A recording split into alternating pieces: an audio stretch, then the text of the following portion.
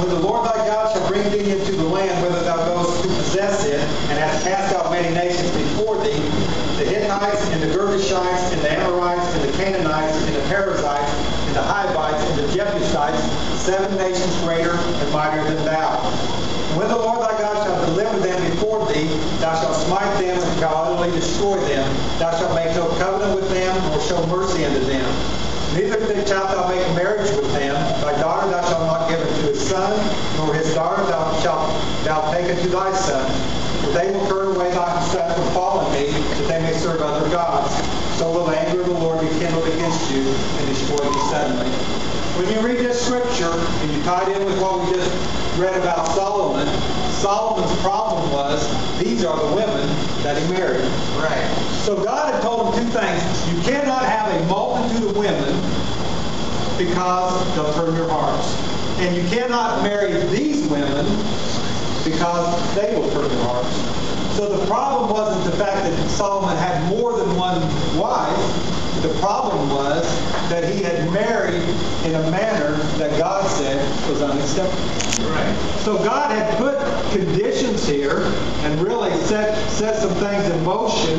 You can't do this, you can't do that. But he never, in this period of time, ever dealt with the fact. More than one wife. So, what do you think? I'll say this much. I think I got people thinking. I think I got their attention. I hope it's enough that you want to come tonight and hear the rest. We're not done yet, but it's something really to look at. Because our thinking really has to be balanced in Scripture. And not just in a traditional idea or a cultural picture. We'll go on with this story. If you go to 2 Chronicles chapter 24.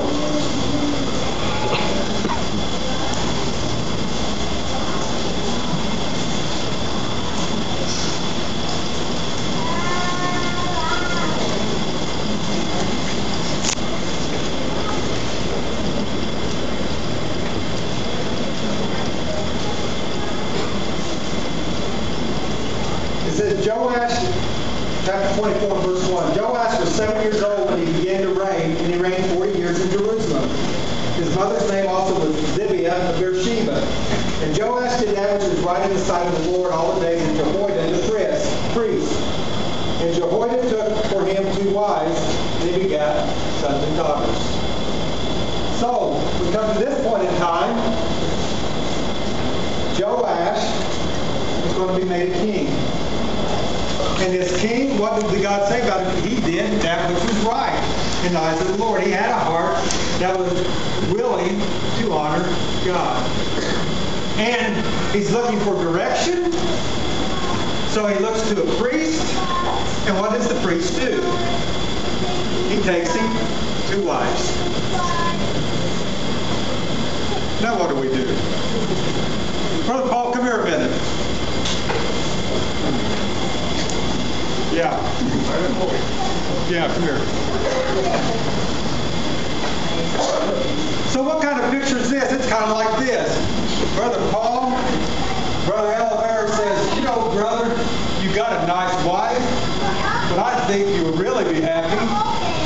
Let me see if I can find another one.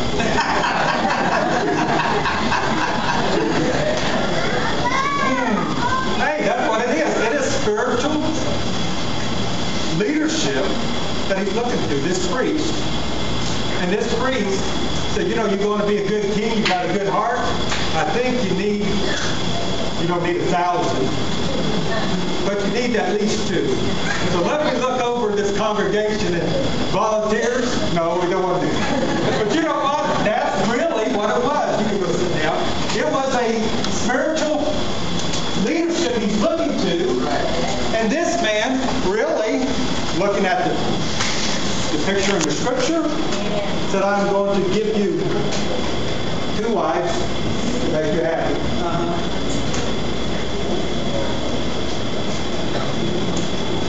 Go to the book of Esther, chapter 2.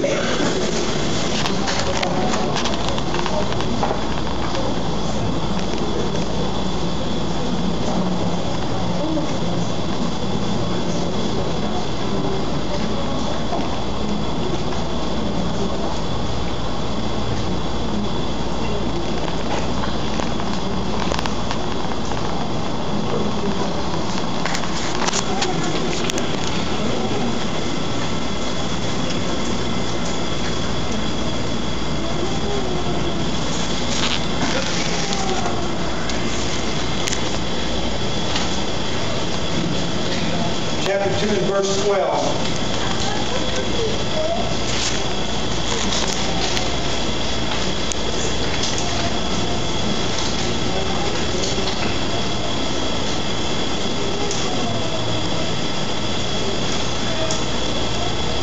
Hold your place there. I'm going to read this out of chapter 4 real quick. In chapter 4 and verse 13, then Mordecai commanded to answer Esther, think not with thyself that thou shalt escape in the king's house more than all the Jews. For if thou altogether holdest thy peace at this time, then shall their enlargement and deliverance arise to the Jews from another place, but thou and thy father's house shall be destroyed, and who knoweth whether thou art come to the kingdom for such a time as this. And what Mordecai is telling Esther, you know what? Esther is going to be the Savior of Israel. This young girl God has chosen for such a time as this to put her in a position where she could rescue the people of Israel. Now what Mordecai said, if it's not you, God will bring their deliverance from somewhere else. And how many understand salvation is deliverance? Right. So God has chosen this young girl, this vessel. Hey, that ought to let the young people know something. If you're willing, if you're open, God can use you for something in a great manner. God is, you know, of all the great men maybe he could have chose, he looked down at this one young girl and said, could it be that for this hour of time, you are the one that he has chosen to deliver his people? So then you go into chapter 2 and verse 12.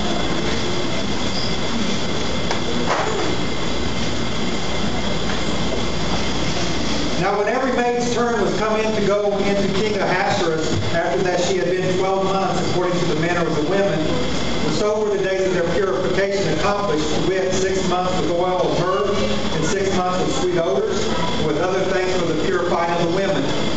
Then thus came every maiden unto the king, whatsoever she desired was given her to go with her out of the house, and a woman into the king's house. In the evening she went, and on the morrow she returned into the second house of the women, to the custody of the king's chamberlain, which kept the concubines.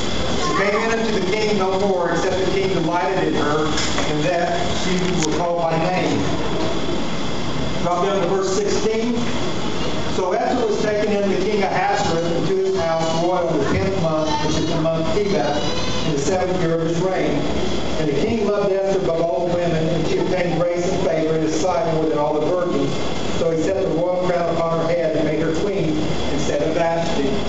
Now when you look at this story, this king had asked Vashti to come into him, and she refused to come in. So then he wondered, well, how am I going to deal with this situation? And his counselors told him this: if you allow her to show you disrespect, what it will do is all the women in the kingdom will rise up, and nobody will have respect for their husband. If the queen can get away with it, everybody can. So what you need to do is you need to put this queen away from you and let her come no more. So the king removed her out of that position of queen, and then in a little season of time, he starts feeling like this: hey, I need a queen. I would like to have someone. So what his counselor said, what we're going to do is we're going to go throughout all the kingdom and look out all the fair young women and bring them all to the palace. So when they're going through the kingdom, through these different provinces, they're picking out women, and what they do is they come to Esther and said, this is one here that we'll take to the king also. So he takes this woman here, he brings her to this palace, and he puts her in this great group of women. So it's not just one or two, it's a great multitude of women that are there. And then there's a process they got to go through to prepare themselves. They can't just approach into this king in any manner. So there is a process of purification that they've got to go through. So at the end of this 12 months of purification, it was a eunuch was put over all these women. And the reason of that is because the king did not want to put a man over the woman and have to worry about the man having an affair with his wife. So he put a man there that couldn't and I have a relationship, and said, you protect these women and keep them really faithful to me. So when your turn came, you came unto the king, you spent the night with the king, and then when you did that, you know what you became?